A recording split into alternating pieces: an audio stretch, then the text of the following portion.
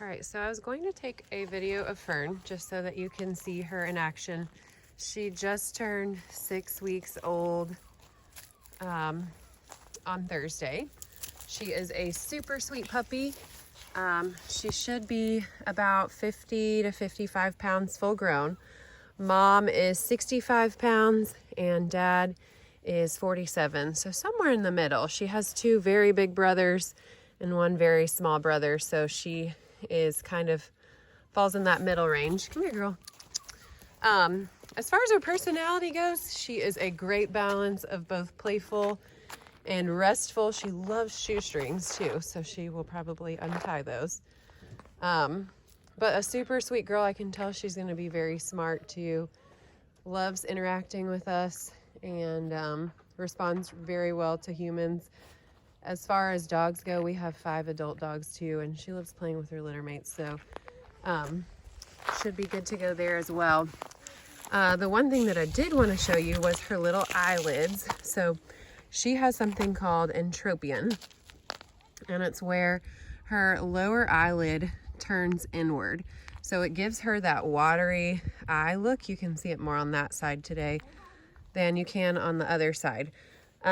Usually puppies grow out of it, but not always. So sometimes what they have to do is tack the eyelids. So basically put a stitch in the eyelid and tack it down so that it trains the eyelid to flip outward. So you can't really see that. Let me see if I can do it without her nibbling on my finger.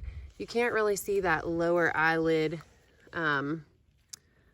It rolls in a little bit. So it's kind of like a lazy eyelid basically. So the reason that the water comes out is because there is hair that is touching the eye, and so the water follows the line of the hair and then it leaves that water on the outside, you know, on the hair of the outside of the eye.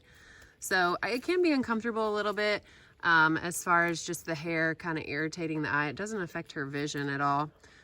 But again, many puppies grow out of it. What I do every day is that I pull her eyelid down several times a day and like flip it out so that you can see the little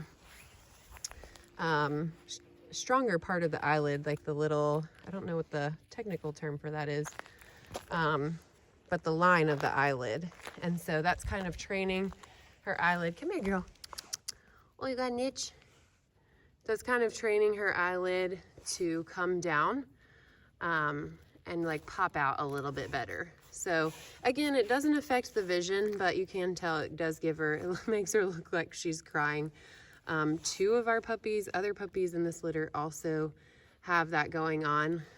One, I would say, is a more severe case, and one is a less severe case too. So I think she'll grow out of it. I think there's a lot of like facial skin and it's kind of a lazier eye. But anyways, and I don't think that the tacking is too expensive, but that's why we're offering her at a slight discount just so that it will cover that.